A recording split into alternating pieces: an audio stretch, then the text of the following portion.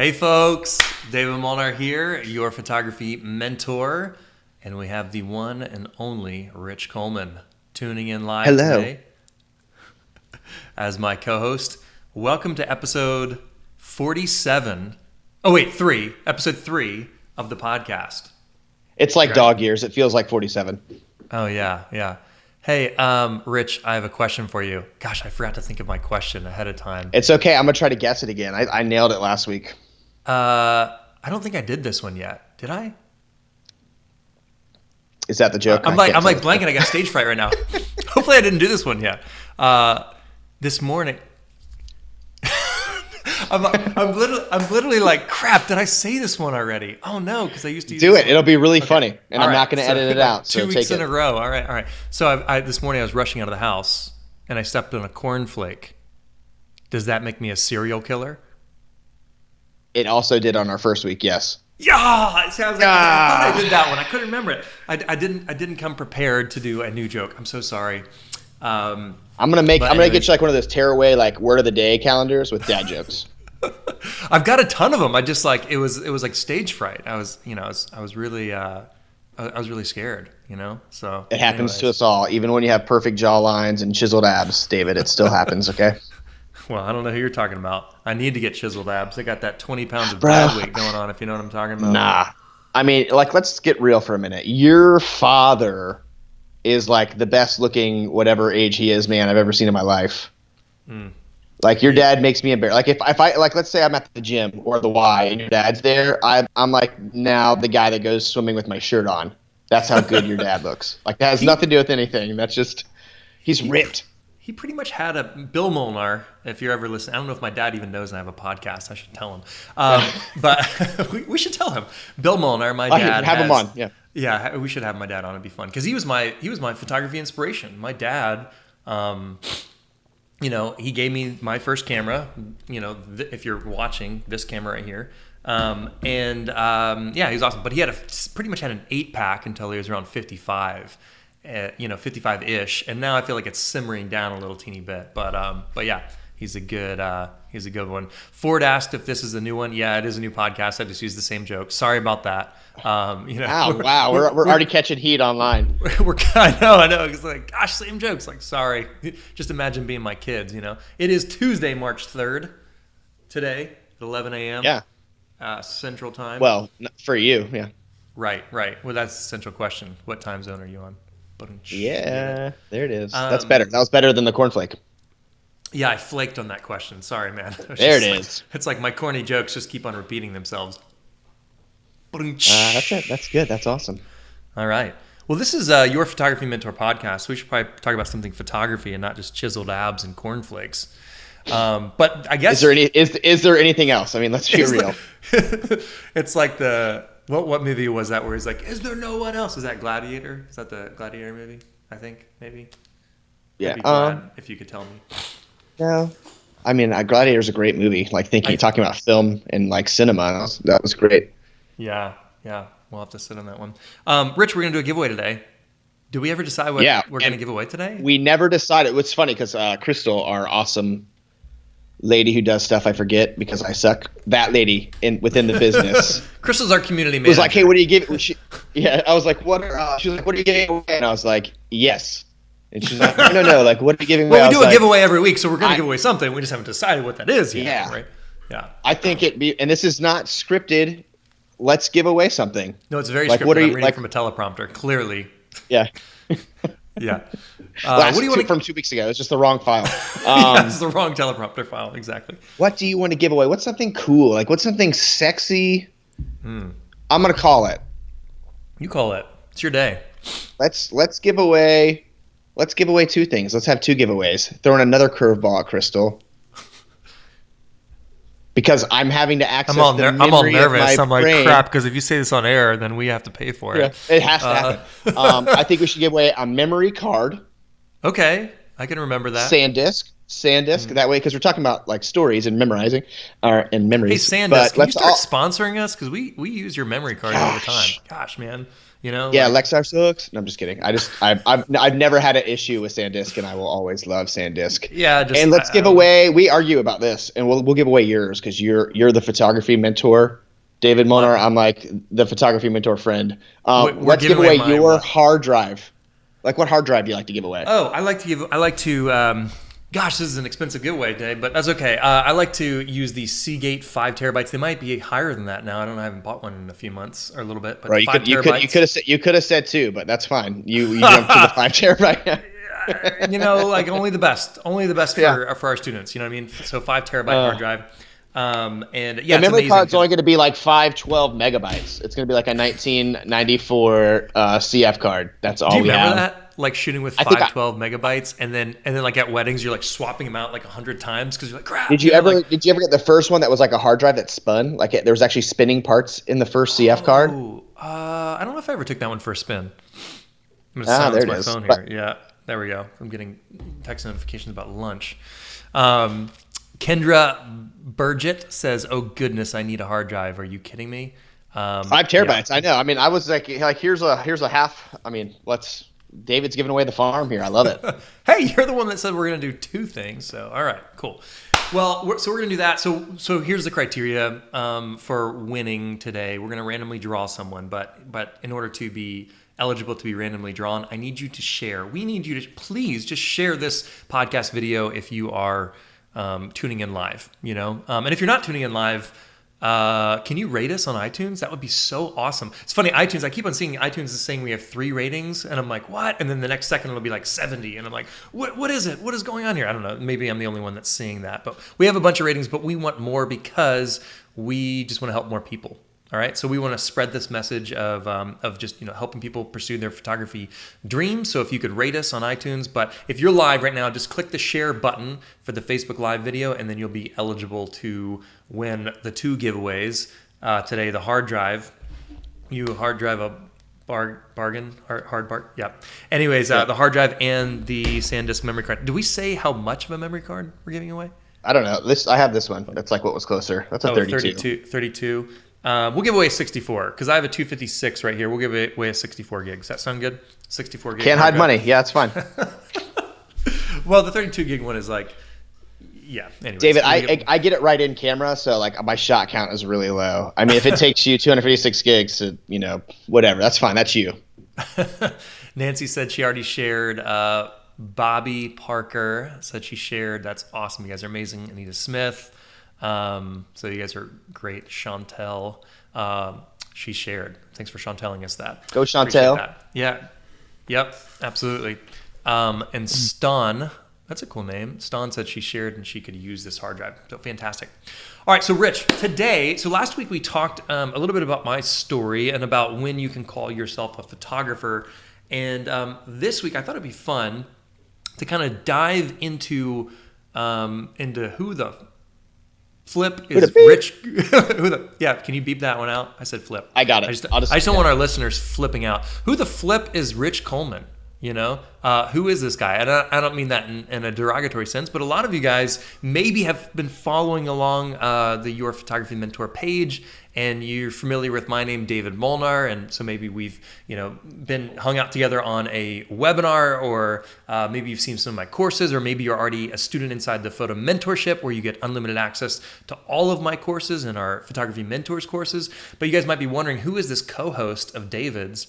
Who is Rich Coleman? Now, if you've been listening for a few weeks, you know that he's awesome, and you know that he has a lot of value to add. You know that he has a lot of experience, and that he's genuinely a pretty funny guy. And apparently he makes us give away extra things, because I thought we were giving away one thing, I didn't even know what it was, and now we're giving away 2 things, and it got pretty expensive. But that's okay. I'm happy to give stuff away to you guys. That's awesome. We are giving stuff away. It sounds like it. Yeah. Yeah, super bitter about that. Now, you guys know, we gave away 2 cameras last week or 2 weeks ago. We gave away a 5D Mark IV and a 24-70 lens, like a $4,000 camera kit a couple months ago. We just love giving stuff away. We give away stuff every single podcast. Ooh, look at this. That makes your life easier. Josie said, "Love Rich." She said, "Love you and Rich," but she said, "Love." There's somebody. Rich. There's awesome. somebody in the group that loves the beard, and I did put oil in it today. The push-up bra for men. The beard. A beard is a push-up bra for men. Show me any man, you put a beard on them, and you're like, wow. You're like, dang, that guy. You're like, Yeah. mm. I need a beer. So this is my factor. I just get so itchy, you know, like right now, like You I have to like get. I shave down here. yeah, but yeah, okay, maybe I'll just have to take. You know, it's weird. Like, so I didn't get hair. Like, the funny thing is, I'm not very hairy. My arms and legs. Let's get to know Rich. He's not. Yeah. So my son is 3, and he just loves pulling like the 3 chest hairs I have right here by the V-neck. Ooh, yeah. So when I say I shaved my chest, I shaved all 3 chest hairs. That's all it took. 1 second every couple weeks. If you watch the live camera giveaway, you'll see, because I was completely nude in that. So if you're curious, ladies, men, that's where I'm at.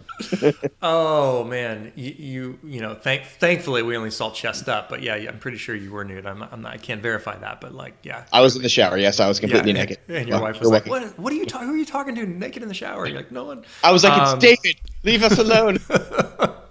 Oh man. Well, Rich, so let's talk a little teeny bit about how you got started, and also kind of like where you grew up, like what's a little teeny bit of your story, because I know there's some really high highs, and there's also some pretty low lows in your story. So maybe I'll learn some new stuff today. Actually, I don't know. Yeah, probably. I mean, honestly, I'm a pretty open book. So if anybody in here asks a question, I will literally answer it.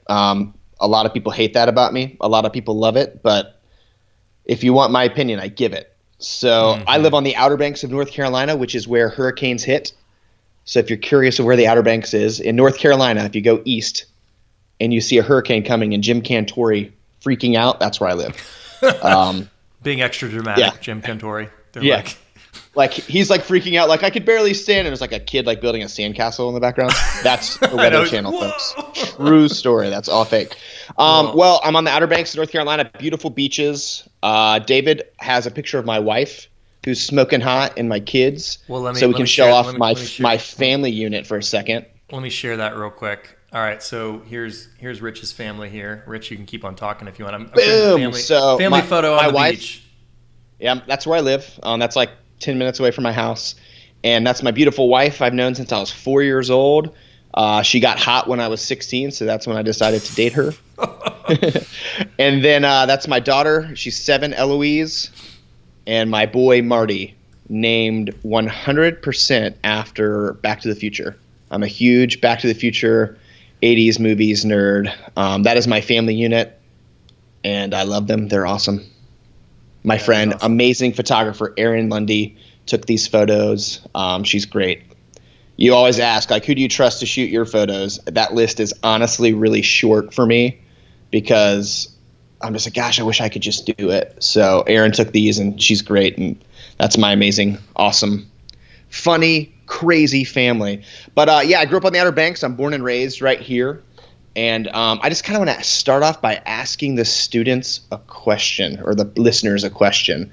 Like, how many of you guys would you say are bad students? I personally was an awful student, and I think it was mostly because I was bored. Not that I'm smart. I would say, like, compared to the average bear, I'm not very smart. I have street smarts, but like I can't count past 24. And I can't read. So Manual High School, thanks. Just kidding. So I had like a really rough school education just because I was bored the whole time. And I actually grew up in a household where my mom was really sick. She had a heart transplant when I was 8 years old. So boom, cut her open, put in another person's heart. That's hard to comprehend as an 8-year-old. And she actually got sick and passed away when I was 12. So that was my childhood. So there was a lot of growing up quick. And I also grew up in a house, and my dad could be listening right now. Me and my dad are tight now. We hated each other as when I was a teenager. But I grew up in a house where, like, my dad never loved his job. And I feel like that hits home with so many people. And that's something I really noticed, that my dad would always get the next job and move on and get more money and, like, take care of me. And he did a great job of that. But he never loved his job. It was always work to him. So growing up, I realized that I want to love what I do. And because my mom passing, you know, I was like severely insecure about myself. I was a searcher, and I actually like was this close to being like a career criminal. So like those street smarts almost like worked out the other way. Like I've been to jail like as a child, and I've committed more felonies than I would care to admit on the air. I have no idea what statute of limitations are in North Carolina. I stole my first a while ago, like, at least old. before, Yeah, at least before you're 28, right? Like before you're 28. when I was right? 14, I stole a car, like just to show you like how like BA I was. Okay, as, like, all right. We got to hear this story real quick. So photography aside, like this is the real Rich Coleman. Okay, obviously like very tough start. You know, with your mom being sick. I mean, gosh, man, it's so hard. That's so tough. But that would have formed so much stuff, and probably would have created maybe a lot of anger, you know, in you. Or yeah, I mean, anger, and like I have all these defense mechanisms that I never knew were defense mechanism. Like my sarcasm and humor is to keep people at arm's distance, because I had to like raise myself and be by myself. So people are like, "You're so sarcastic, you're a jerk," and I'm like, I know, like it's from a traumatic childhood. Honestly, like the more I go to therapy, the more I realize, oh, that's why you're like this. But yeah, I did steal a car when I was 15. I might have been 15. That's better. Oh, right? that's better. That's way better. Yeah. Tell us about that. Yeah, I mean, like we broke a window. We saw the keys. Took the car. Ended up cutting off the roof of the car. Cops come. We decide, okay, we have to get rid of this car, so we chop it up. My dad has never heard this story, so if you're listening, Dad, I'm sorry. We actually, to get rid of this car, we chopped it up into pieces and put it in trash cans. Trash day was the next day, so I think we grabbed 30, like rolled your street trash cans and put most of the car in the trash can. So not only did I steal a car, I destroyed it and chopped it up myself. You really raised the roof. I did. Car had no roof. It caught us on fire. It was the most dangerous thing I think it's one of the top 10 most dangerous things I've ever be chased by the cops in a car I stole at age 15. Oh my gosh. That sounds so much like But, you I mean, today, you know? It is. Yeah, well, I think that's like why I'm creative, and like I have that itch. And like to this day, like I work for David and I love my job, but like I don't want to spend 8 to 10 hours a day doing anything I don't love. Like that's huge for me. Like I want to be like, you know, when you're a kid, David, and you're like 7 years old, like your kids right now, and it's Christmas Eve, they cannot even go to bed because they're so excited tomorrow's Christmas, and they're like freaking out, like acting like hellraisers. That's how I want to feel about my job. I want to be Christmas Day excited because what I do sets my soul on fire. Like that's obtainable, and that doesn't have to be photography. I just you guys can like it. You guys can like and heart it. I see those likes and heart. You guys can do that. This is awesome. You want our students to be. You want everyone. You want you to be Christmas Day or Christmas Eve excited about their careers and to be pursuing or their what passion. they do, what they spend their time doing. Because no matter what anybody says, the most important commodity isn't money. The most important commodity is time. So how you spend your time, David, shows me what you really care about. If you say you love your kids and pay all their bills, that's great. But if you don't spend any time with them, where you spend your time is what's important to you. So if you're going to spend your time at work, if you want to spend your time, if you have to spend your time at work, I'd rather you not dread it. That's all I'm saying. And it's doable. I'm an idiot, and David will like pad my ego and say I'm not. But if I can figure out something and make a living doing something I love, I know it can be done. So that's all that in a nutshell. And that's not even my photography story, which is also hilarious. But yeah, but you're still a car. I mean, we got to know this stuff. Like it's it's really important. You know. I once broke into the school here locally, and I was 14. I was younger. Manio High School or what? First Flight Middle School. Okay. So it was middle school. I parked all the school buses door to door on a Sunday night. And then I jumped out of the window of the last one. So on Monday when they got to school, they couldn't get in the buses. Number one, I drove 14 school buses without a CDL and didn't scratch any. I should have gotten an award. Shouldn't have got like in trouble. They should have been like, we need to give this kid a job. But I parked all the school buses door to door. How did you find the keys? Like the keys were on a rack? They were in them, David. They were in the door. They were in the ignition of the school buses. Is that breaking and entering? They weren't locked? No. But I got charged with breaking and entering. So Dare County. Figure that out, North Carolina. Yeah. All right. Unbelievable. You moved 14 school buses, didn't scratch a single one, and then people couldn't get to their school buses or get into They couldn't get in school? the door. So like, the door that opens up, I Yeah. parked them so close to each other they couldn't open up. And then I jumped out of the window of the last bus. So it was a fiasco on school pickup the next Monday morning. Oh my God. You were 14. I was fighting the system, bro. My mom just died. Get off me. Like I was like, you know what I mean? I was like this angry, resented kid that honestly kind of started raising myself at a young age. So I had to figure out a lot of crap on my own, and that's what I'm here to do. I'm here to help you not make the same mistakes I made. Well, that resourcefulness, I mean, an incredible knack for driving school buses. No, but just like your lack of fear to pursue things you don't know how to do, whether it's breaking and entering into a car or school buses. I think since at some point you transitioned away from being a criminal to like 30, like I was 30 when that happened. Yeah. To pursuing your passion. Pretty sure it was. For the sake of being on air, let's just say that it was earlier than that. But anyways, I started dating a pastor's daughter, and that's when I kind of really had to be like, I got this. No more. Totally faking it. No more breaking and entering and stealing cars.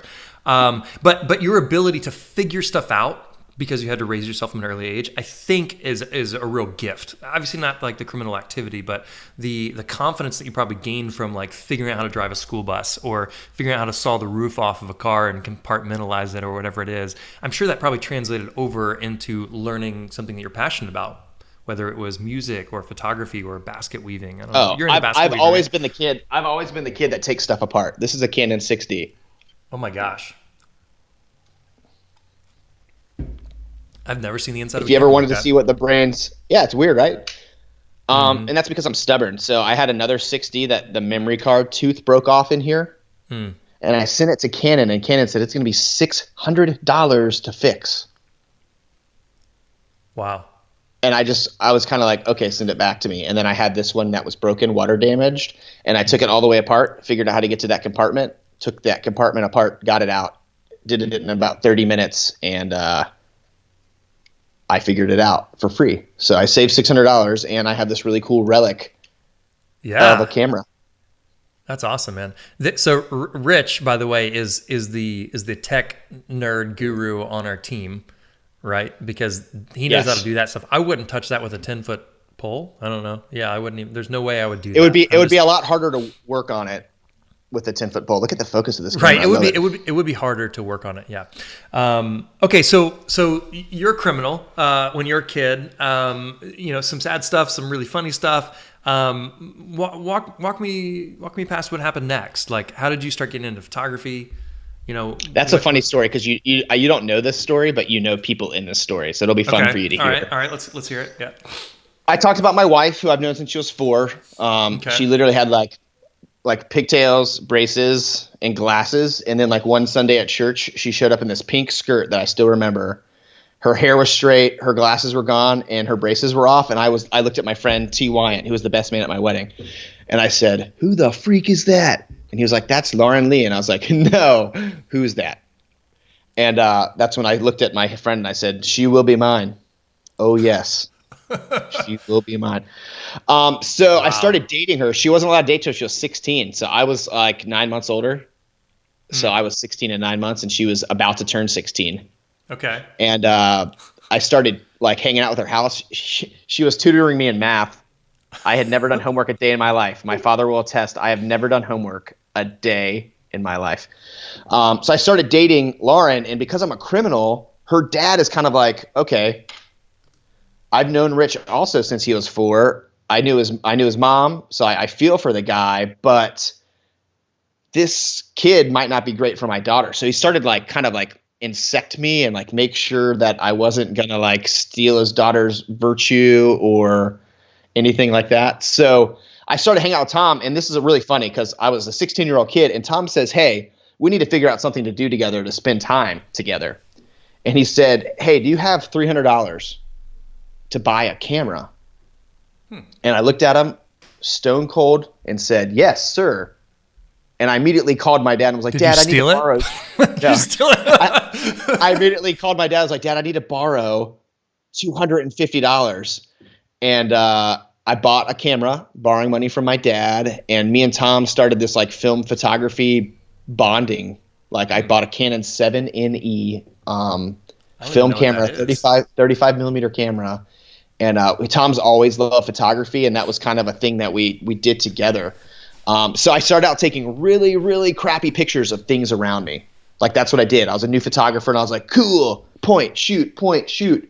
How old were you at this point? Were you 16? Was that 16? Yeah, and I had no photography training.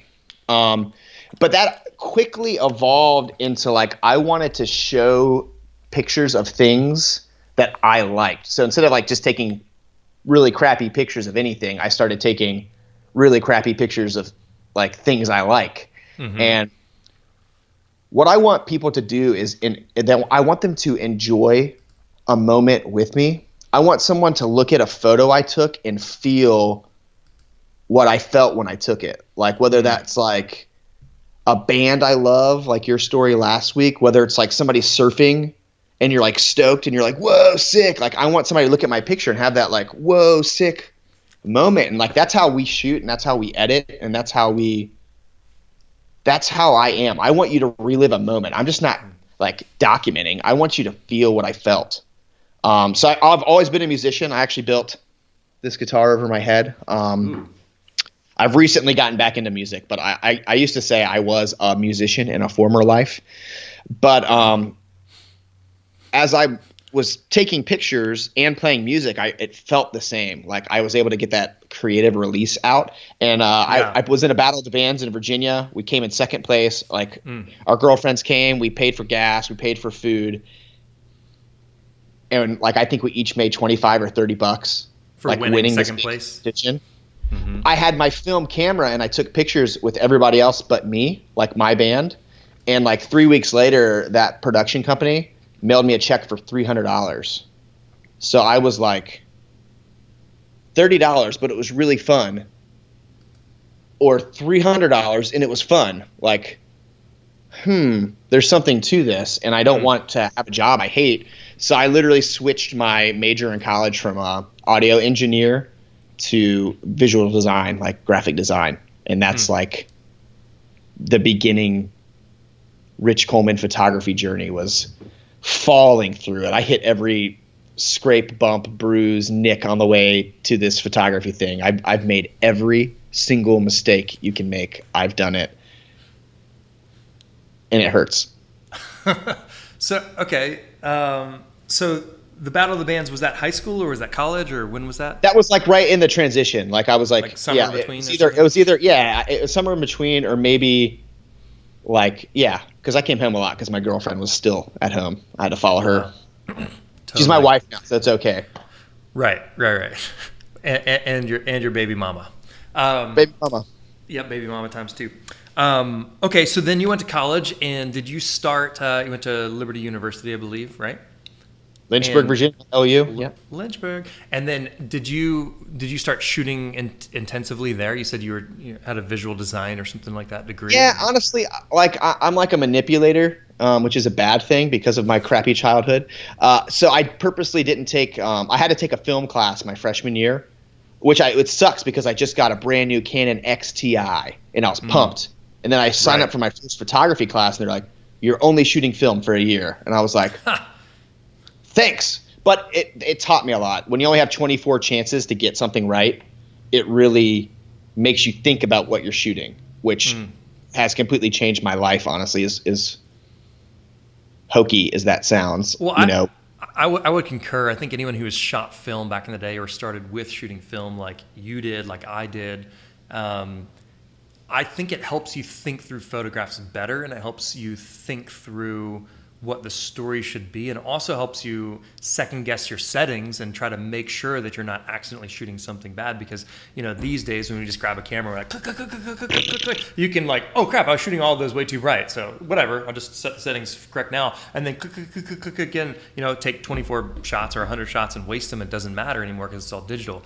But I think that's so trial and error, and listen, you can learn that way, but I think it's probably an invaluable thing to really stop and slow down and think about what you're doing, instead of just firing it off. It's like, it's like when you have those conversations with your wife or your spouse, and then you just say what you think really quick. It's like, well, maybe you should have slowed down a little bit and thought that through. You can get in trouble if you just do stuff really fast without slowing down and thinking through it. Same thing is that film actually caused us to do that. And sometimes we don't have that same sense Any of... process that requires you to think more is going to be a better process. Yeah. Anything. Like, I don't want to do anything in my life where I, like, check my brain out and say, okay, I just need to do... Like, I want to take my brain with me through every part of my life, whether that's, my relationship with God or anything. Like, I don't get to a certain point where I'm like, okay, stop thinking and believe. No, I take my brain with me the whole way. So that's always been super important to me as, like, kind of this independent person because of my history. Yeah, totally. So you had to spend a year shooting film, at school. Yeah. I mean, I like, it's fun. Anyways. But I guess if you're digressing, like for me, I mean, film is fun. Like it might be a fun hobby to do now, but I wouldn't have wanted to do that necessarily in my professional career. Although I did, Biff, because when I worked, you guys may not know this, but I did a summer shooting at Shooters at the Beach with Biff Jennings and Aaron Jennings, and they're awesome photographers on the Outer Banks. They're still around, man. They're still kicking. They're killing it. They're awesome. Biff, if you're listening, we love you. Anyways, Biff actually taught me a lot, but so I was shooting digital at the time, and he actually made me step back, and we were shooting medium format Contax cameras, I believe, maybe 120 film, if I'm remembering correctly. It was a long time ago. But yeah, I learned a lot from Biff. So he was one of my early photography mentors. So that's funny. I actually did have to digress. Weird story about Biff Jennings. Okay. I remember Jim's Camera Shop. Do you remember that? Vaguely. It was in KDH. It was the only camera shop. It was the world's smallest, worst camera shop. But they had like some party with the radio station outside, and like little, like I think I was 9 or 10-year-old me filled out a thing to win. It was tickets to a Tina Turner concert. Okay. So I fill out the thing. I write my name and my dad's phone number, and I pull it out and I put it in the box. I get a phone call on air saying I won, and I was like, I don't know who Tina Turner is.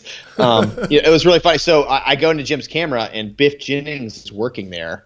Okay. And he actually says, hey, why don't I give you – so this might actually be my first camera. He said, why don't I give you a camera? And it was like – I don't even know the brand name. It was like a 35 millimeter plastic camera. Okay. But Biff Jennings with his fro handed me that camera, and that was my first ever camera, and I wish to God I could find that thing. What does it have to do with Tina Turner? I'm confused. Because I went won in there tickets. to win. I went in there. I was too young. Yeah, Biff was such gotcha. a nice guy that even though I was supposed to win these Tina Turner tickets, but I wasn't 18, he said, even though you won but you lost, here's this free camera. Oh. And your first photography educator gave me my first camera.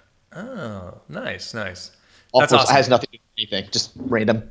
All right, cool. We'll have to let Biff know that about this episode. So that's awesome. Yeah. So you digressed to film just like I did for that 1 year, and then what happened?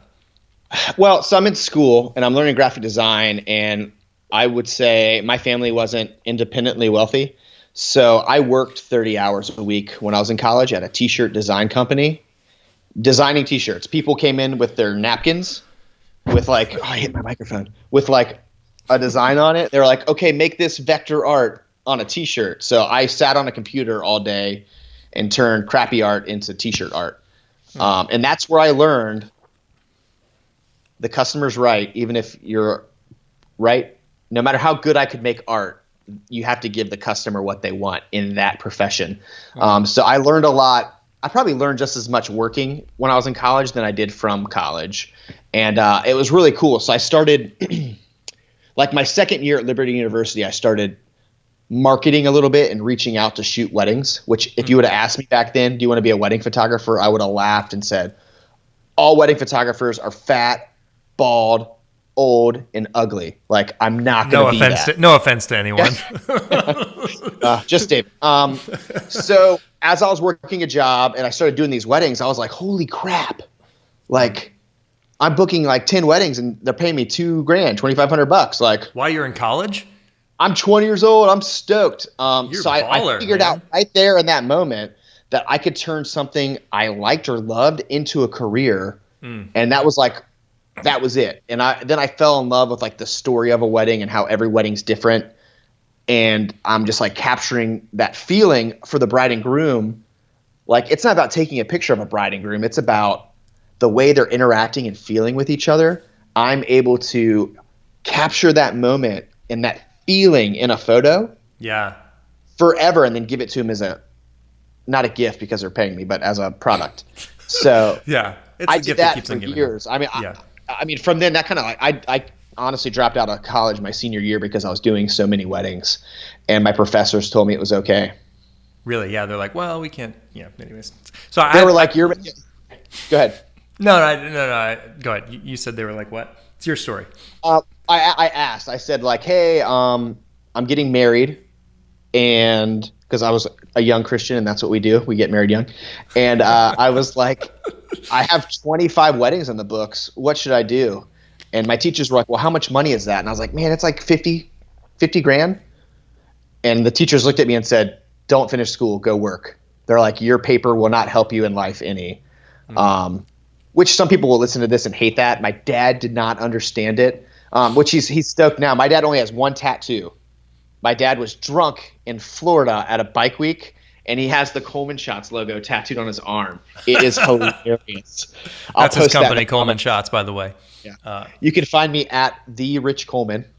If you like my humor and stupidness, that's where I'm at. I'm at the Rich Coleman or Rich Coleman on Facebook. Yeah. But yeah, man, I just love what I do. I really love teaching people. Like, it's so fun as a fellow 7 on the Enneagram that I get to kind of be loose but pointed in like the direction that my life is, and just have a lot of fun along the way. So at what point was it that your was it future mother-in-law was like, hey, what are you going to do for a living or something like that? Like, what? I think maybe last week. I said that last week. Yeah. So I asked in a funny way, I got down on a knee and asked Tom if I could marry his daughter, and I think he was going to say no because he just got nervous. He didn't answer me. He was like, gay. and because I slipped it on his pinky, like the diamond ring and everything, which was every penny I had at age 20. It was only $25, so it's not like a big deal. But yeah, right then. So I was 20 years old and shooting about 10 weddings a year when she said, "That's great, you like taking photos, but what are you going to do for a living?" And I was like, "I'm going to be a photographer." She didn't laugh at me, but that's kind of like what it felt like. But that added gasoline to my fire. I was like, boom, I got this. I'm gonna freaking knock this out of the park. And yeah, whenever someone tells me something like that, I'm like, watch out. We can't do 20 giveaways next week. Yeah, like, wait a second. Oh yeah, challenge accepted. You know, we can't give away 30 cameras next week. But yeah, no, that just fuels the fire for me, at least. Especially if someone tells me I can't do something, like, you watch, you sit back and watch, son. And that's been kind of a pattern. So did you feel like that kind of lit a fire under you? Oh yeah, yeah. Life? And like honestly, I thrive under the pressure. If I have 10 minutes to do a shoot that should take me an hour, those 10 minutes are going to be great. Because I know, like, I have to. There's no like whining about it, or like it's the one time where like my insecurities and thinking I'm not good enough just kind of dissipates because I have to do it. Like, okay, the weather sucks. Okay, the mom's in a bad mood. I've got 20 minutes to shoot all the formal pictures. We have to do it. And like something takes over my brain, and I perform so well in those 20 minutes compared to if I had 5 hours to do it. Yeah.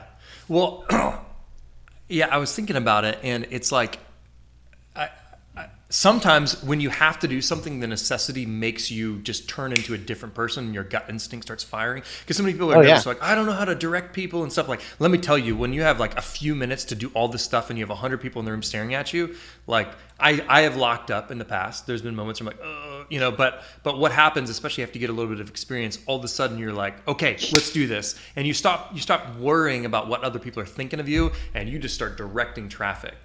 So anyways, Yeah, well, not to be weird too, but that's what a panic attack is.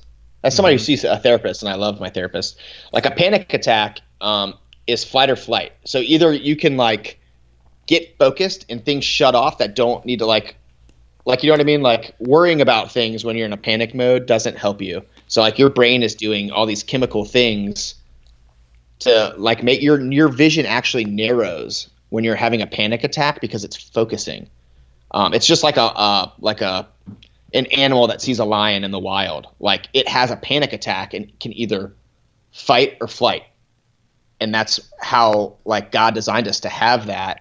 And I feel like we get so hung up on inaction that it really is like not good for us. And that has nothing to do with anything I wrote down for today. But I feel like inaction can be your worst action.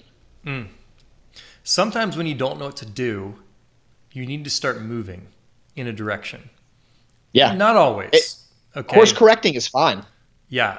I can't tell you how many times in my career, in my life, in my family life, sometimes like you don't know what to do, and there's maybe a bunch of decisions, and you're like, well, if I just stay here, it's not going to help. So sometimes you have to just make the best decision that you can, even if it's not maybe the right decision, and then start moving. And then you realize like, okay, now that I'm here, I'm beyond this. Like I can see around this tree now because I just started walking forward a little teeny bit. And now I can see a clear picture of like, well, maybe that's not exactly the right direction. So I can course correct and like maybe go in this direction to get more closer towards the goal. Hey, Ford said, your life story is so inspiring. So that's really cool. A lot of people are saying that they love your story, Rich. So thanks so much for sharing all this stuff and being so open, so honest and vulnerable about it. The worst thing you can do is next year on the 3rd day of March for you not to have grown any personally, or let's just take it to photography. If you're like still lean back and because of inaction and you haven't moved, that's the biggest waste of time that there can be. And like we said earlier, time's a commodity. So that, like David said, you gotta move, even if it's in the wrong direction, because the way you should go works out. It has to happen. And sometimes you have to go through crap to get to where you're going, but it's really hard to see things when it's right in front of your face. Like when my mom died at age 12, I was like, God, why? That was like right here and I couldn't see it.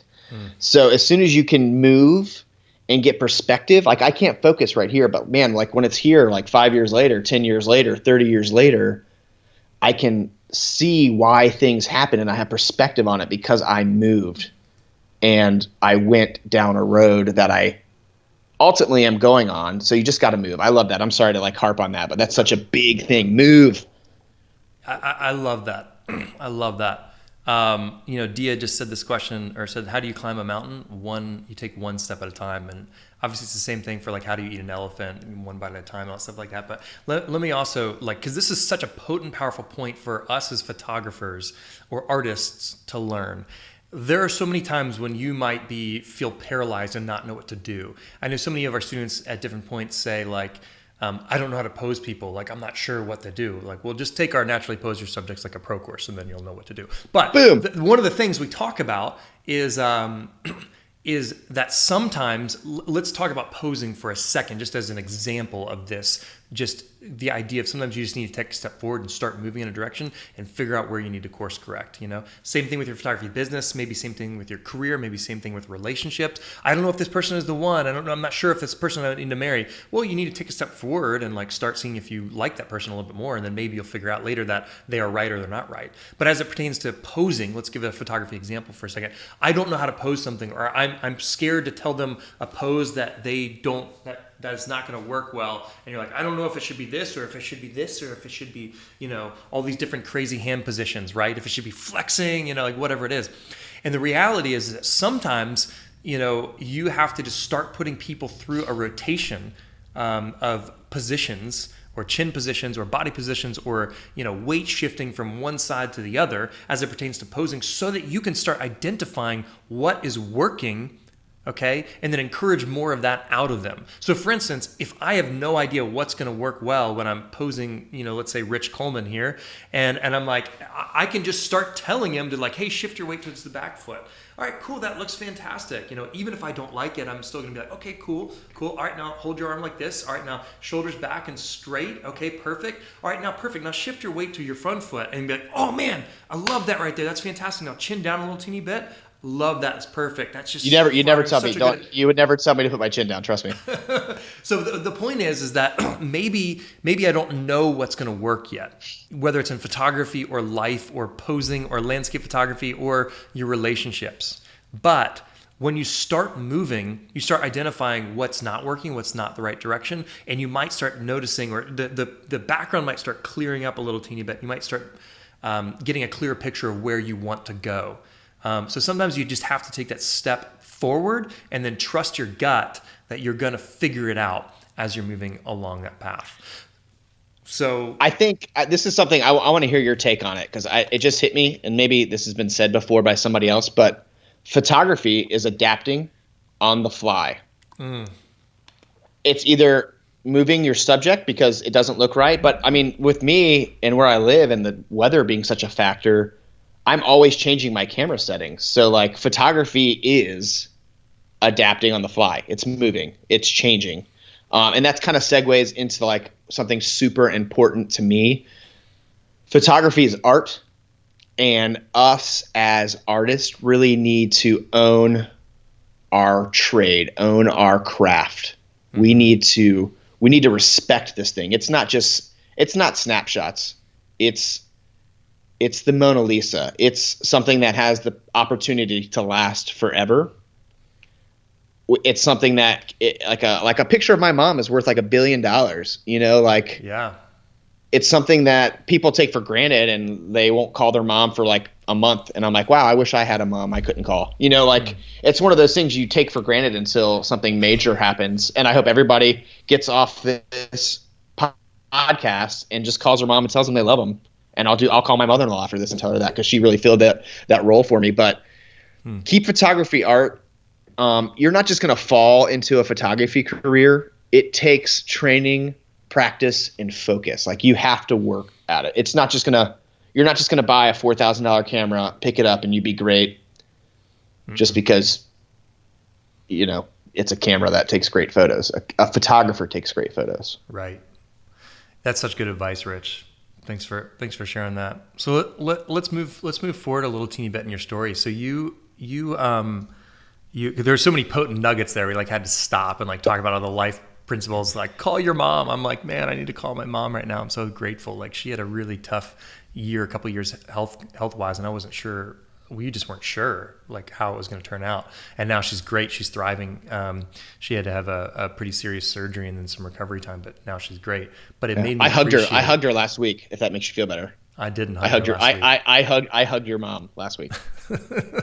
Is that weird? I mean, I love her. No, not at all. Lots of people hug my mom because she's just. Don't tell Bill, because he has like an 8-pack. So don't tell Bill, because he's like. Yeah, my dad's like the nicest guy in the world. But and anyways, there's just so much potent stuff that we had to like stop and think about and address there. So moving on with your story a little teeny bit. We get to work together now, but you're also still a professional photographer who is shooting a ton of weddings and stuff like that. Can you on your brand Coleman Shots, and if you do want to follow Rich Coleman, y'all should follow that guy at the Rich Coleman. On Facebook, Rich Coleman. There's a lot of me. There's only one David Molnar. There's a lot of Rich Colemans. There's a couple other David Molnars. I found out it's like some guy at Microsoft or something like that. But anyways, he doesn't have DavidMolnar.com. So whatever. Steal his identity. Yeah, exactly. So your mother-in-law told you like, what are you going to do for work? And you're like, I'm going to prove you wrong. And then at that point, you started like ramping up the wedding photography stuff, because you identified early on that weddings were going to be really profitable. Is that fair to say? Or I had a professor in college. I went to school in the Blue Ridge Mountains, Blue Ridge Parkway, kind of like really close. So I would take like these awesome landscape pictures, and I'm like, what do you think? And he's like, do you know what would make that picture worth a lot of money? And I'm like, oh, sick. What? He was like, if you put a bride in a dress in it. And I was like, bro, come on. But he was right. Taking pictures of things is cool, but taking pictures of people sells. Yeah, one of the things that I like to say is that, like, landscapes don't pay for portraits. Or sorry, that Yeah, would be almost. really Dang dumb. it. That'd be really dumb. Dang it! I was trying to make a profound moment. Landscapes definitely don't pay for portraits. Landscapes don't pay for prints. People pay for prints, right? And so maybe you can develop a niche where you can sell your landscape photography in galleries and create some awesome stuff. But there's a lot more opportunity. Really hard to do. It is hard to do. Now, I'm not saying don't do it. I love landscape photography. It's like my favorite, and there are people that make good livings selling their prints in galleries and all sorts of things. And even if you're just selling a print here and there, or doing some just for you art to have it hanging up on your wall, landscape photography is so rewarding. It just may not be the quickest way to make a full-time living as a photographer, because and the mountains do aren't all going that to pay stuff. you. If it sets your soul on fire, do it. Photography really wore me down professionally a couple years ago, and me and my buddy and my college roommate went to Iceland for 10 days.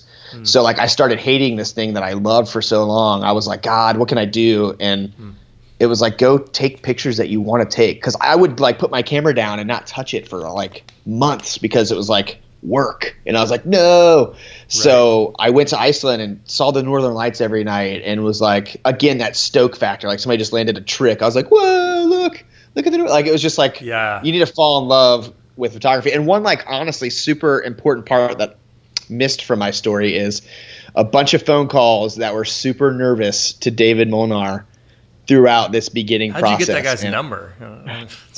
I just begged your sister for it. True story.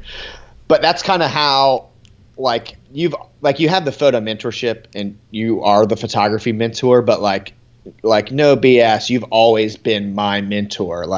I remember you having a really mean conversation with me about two cameras I was looking at, and you were like, buy the full frame. Why are you looking at those two cameras? You were just I was your test trial, hardcore, and I loved it. It was more of a joke. You've always been that photography mentor to me. Thanks a lot. And that's why I love the brand, and that's why I can I work with you because I love helping people, because that's what you were to me. You were such a huge part of I always tell people, and this is a huge point, when you're in your market and you're frustrated with photography, your prints aren't selling, you're not booking, don't look at your neighbor who's a photographer too. Don't look at people that are successful in your area. Look up to somebody like David. Don't look over at your competition. I want you to strive to be great. I don't want you to strive to be mediocre. I want you to love what you do, and I want you to be great at what you do, because there's a synergy that happens when you're in your element. Those things that used to freak you out and make you uncomfortable now fuel a fire in you that you take better pictures when you're uncomfortable. When you get in those raw places where you're sharing emotion, because photography is art, your pictures are better because you're stretching, you're growing, you're learning.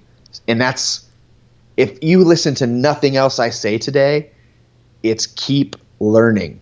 The second you stop learning is the second you become boring. It's the second that the water gets still and gets fungus on top. The second you stop learning is the second you become stagnant. So you have to keep learning. I learn. If I stop learning, the second I feel like I got it and everybody else around me sucks, is the second that I've plateaued and I'm never going to get better. And that's the day I become dated. And that's the day that my work begins to suffer because of my attitude. So you should, if you're not growing, you're dying. I've heard photographers say it that way, or I've heard businessmen say it that way. If you're not growing, you're dying. So if you're just trying to stay here, you're trying to stay stagnant, you feel like you reached a point, you're plateauing. If you're plateauing, you're dying. And I remember there's phases in I've had a long photography career. I say long, I mean I'm 17 years. 72. Yes, back in '82. There was moments in my career, if I'm honest, where I was just not excited, and that may be maybe we should talk about Enneagram one time just for fun. That could kind of be an interesting, thing to talk about. How many of you guys have ever taken the Enneagram test? I'm an Enneagram 7 with a wing 8. So that means I like spontaneous things. And and also if I'm a wing 8, that means I can be pretty bossy. I would say you're a Nashville 10. Well, the Enneagram only goes to No. 9. No, I'm just kidding. I'm just saying you're a perfect 10, bro. I don't know. Shucks. Just it Well, looks, 'cause just in you your know, your sexiness. the Enneagram is not a 1 to 9 scale of good or bad. 9 is not better than 1, right? But anyways, there was times in my career where I probably got a little bit bored. Or there's times where I felt like there was a little stagnant, and I needed to do something like Rich was talking about and do a personal project. Like he went to Iceland, and then we're actually we need to book those plane tickets. But I know you're like every day, let's book them. Anyways, we're in theory going to go to Norway in the next potentially next month, maybe in the next couple months, and Bro, film a new don't change landscape. it on me. Don't you change that on me. I just don't want people to know exactly when we're going. But anyways, that we're gonna like see them on the side of the mountain in Norway, like on specific dates, which would be fun. We're gonna do that project to like get reignited and get fired up, right? And hopefully see the Northern Lights and get Northern lighted up. Anyways, you should do those different types of projects. So you went on. I want to kind of like wrap up this story here. So you went on to be a wedding photographer and really shoot a ton of weddings a year, get amazing experience. I know that we've actually worked together on a couple different weddings, and they were just like it seemed like you knew everybody. And so maybe we should. I feel like that should be a whole other podcast episode. But it's like, like you made so many friends because you're just a lovable person, and you help everyone out. But that's kind of your MO. So maybe we should talk. At some point, we should do a podcast episode where we're talking about how you can grow your photography business by helping other people. But you went on, so we'll definitely do that. So you went on to be a full-time wedding photographer. Is that fair to say, or Like my wife worked, so she kind of took a page out of her mom's book and was like, if I'm working, you're working. So I made pizzas at a restaurant like 1 or 2 days a week, and then like once I saw that, wow, I'm making enough money to not work, that I started doing that full time. And then I actually hired my wife. Enough money from photography, not pizzas. You're right. No, not pizzas. I was making like $12 an hour. Yeah, and that was great. Bake that into the conversation. Yeah, cool.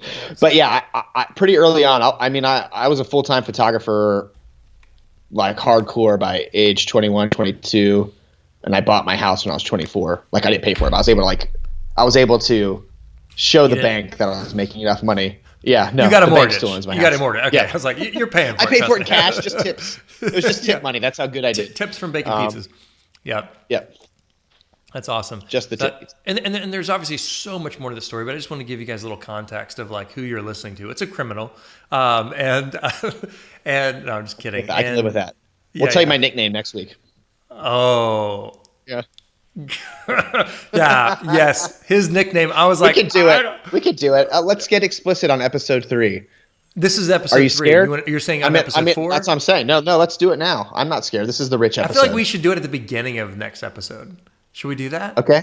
Let's keep them anticipated. Let's keep them feeling that Christmas Eve like thing.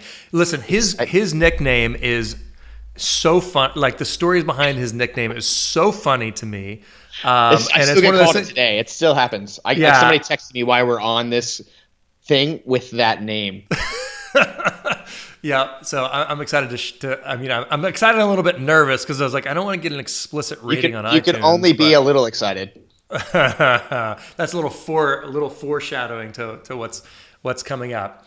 Sorry, was that a jerk move? Okay, all right. So I'll just okay, perfect. We do have winners, David. David, we do have winners to announce. All right. Well, let's announce his winners. Do we? Did they randomly draw the winners yet? We randomly draw these guys. We're not picking favorites. Okay. But we're today my favorite is. I'm just kidding. So you're going to give away a memory card, right? The memory card.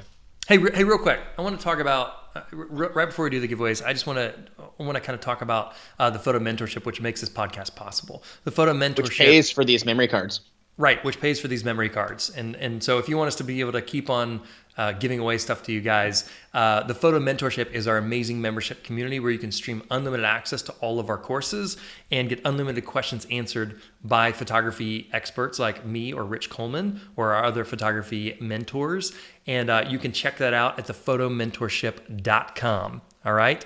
And that's our amazing membership community where really we go deep into all the actual photography training. A lot of the podcast episode is stories and fun and inspiration and maybe some camera reviews and stuff like that. But if you actually want photography training, so if you want to learn about landscape photography, all right, and if you want to learn about editing specifically, if you want to learn about posing, if you want to learn how to master your camera, we have courses for all of those things, and you get unlimited access to all of those courses, and you can go check all that out at thephotomentorship.com.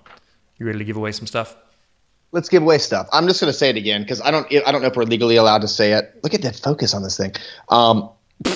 It's like Netflix for photography education.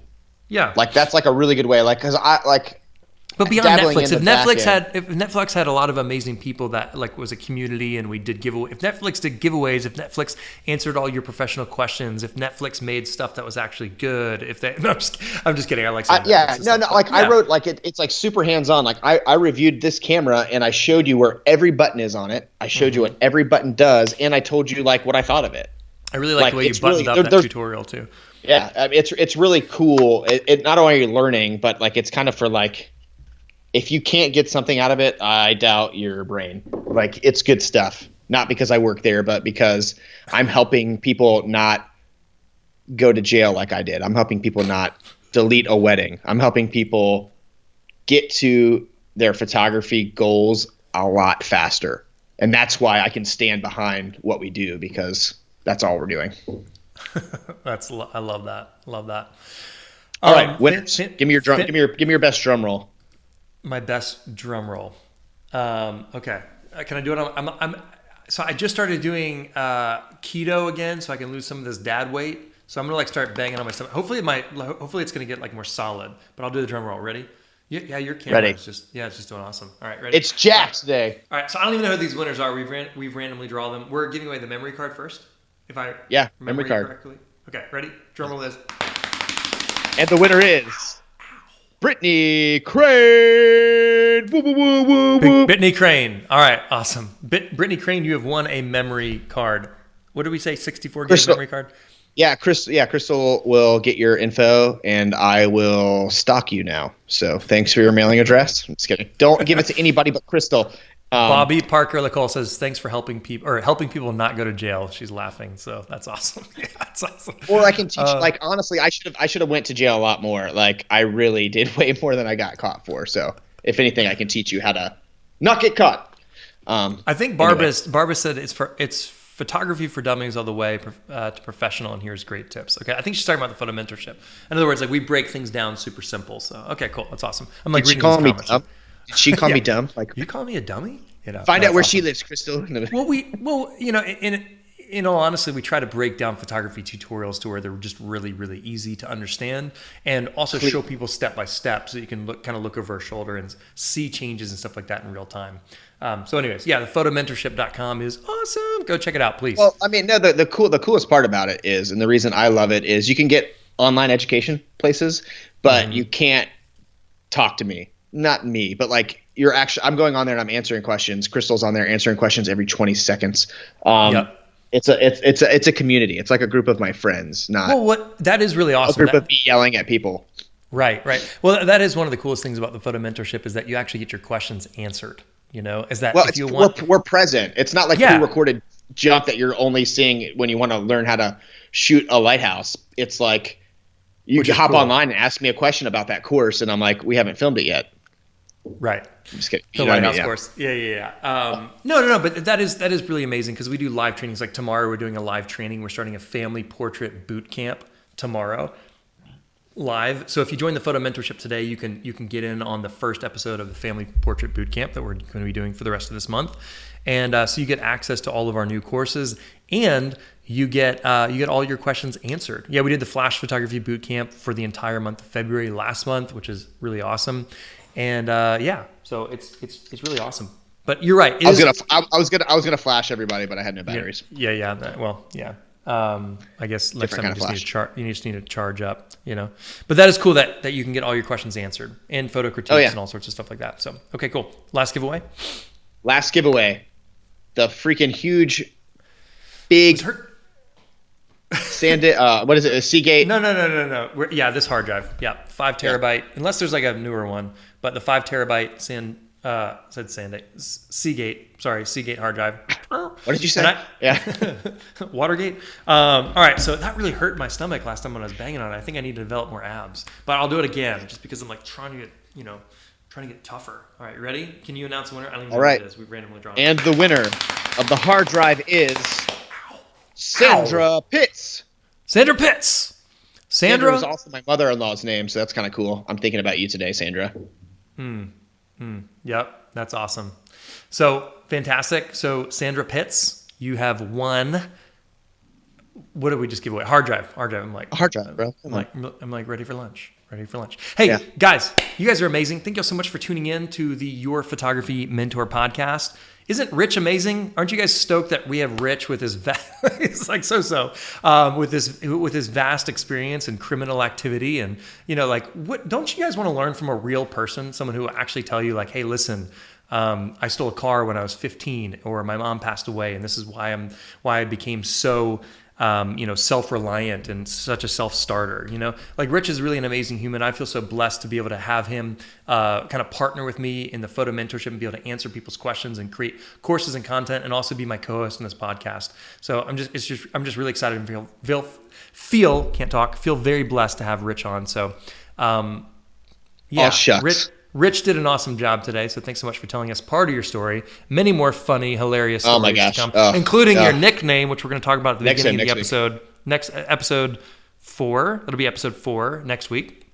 And I just cracked up when you first told me that story. Oh my gosh! You didn't believe me at first. You were like, no, and I was like, watch. Let me show you text threads. Oh my gosh, so funny. So I can't wait for that. So you guys are amazing. Yeah. Thank you all for everything. Well, I love you. I love you guys. Yeah, we love you guys too. I love you. So wait, you're talking about me, or are you talking about? I love you. All right, see you guys later. Please subscribe on iTunes or Spotify so you never miss out on news and events. Give us a rating on iTunes, or simply tell a friend about us. It helps us get the word out so we can help more people reach their photography goals. This podcast is brought to you by thephotomentorship.com.